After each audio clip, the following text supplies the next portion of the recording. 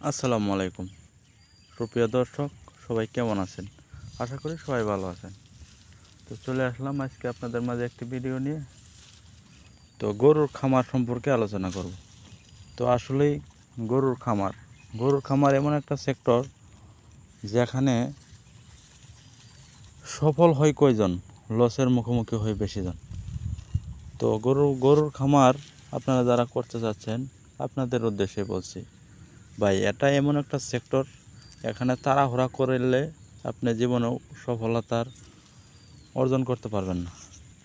তো আপনাকে এই সেক্টরে ধৈর্য ধরে অনেক পরিশ্রম করতে হবে, তাহলে আপনি এই সেক্টরে সফলতার অর্জন করার দিকে এগিয়ে যাবেন।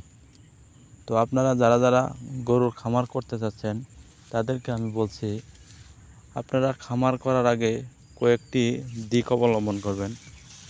তো সেটি হলো, 1 নম্বর হলো আপনাকে পরিশ্রম আর ধৈর্য দুটি থাকতে হবে। 2 নম্বরে, গরুর খামার করার আগে আপনি আগে প্রশিক্ষণ নেবেন গরুর উপরে। 3 নম্বরে, আপনাকে গরুর ঘাসের উপর যে জমিগুলো প্রয়োজন, সেই জমিগুলো আপনাকে করতে হবে আর কি, ম্যানেজ করে রাখতে হবে। তারপর আপনি গরুর খামার করবেন। তা না হলে আপনি গরু খামার করে কোনো দিন লাভের মুখ দেখতে পারবেন না।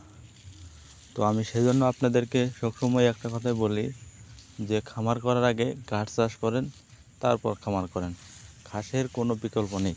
আপনি যদি খামার করতে চান, তাহলে ঘাসের কোনো বিকল্প নেই, ঘাস আপনাকে চাষ করতেই হবে।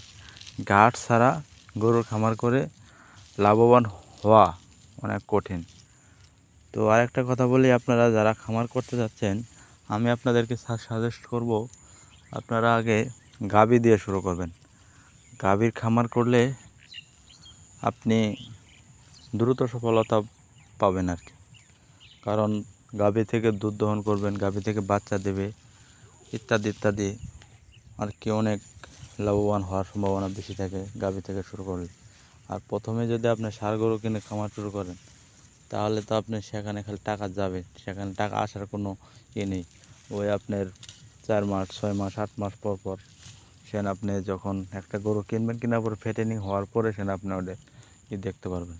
তো আমি সেজন্য আপনাদেরকে বলি, তো আপনারা আগে গাভী দিয়ে খামার শুরু করবেন, তাহলে লাভের মুখোমুখি হবেন। তো সবাই ভালো থাকবেন, সুস্থ থাকবেন। আর আমার ভিডিওগুলো যদি ভালো লাগে, সবাই লাইক কমেন্ট এবং একটা করে শেয়ার করে দেবেন, পেজটি ফলো দিয়ে চ্যানেলটি সাবস্ক্রাইব করে দেবেন। তো আসসালামু আলাইকুম।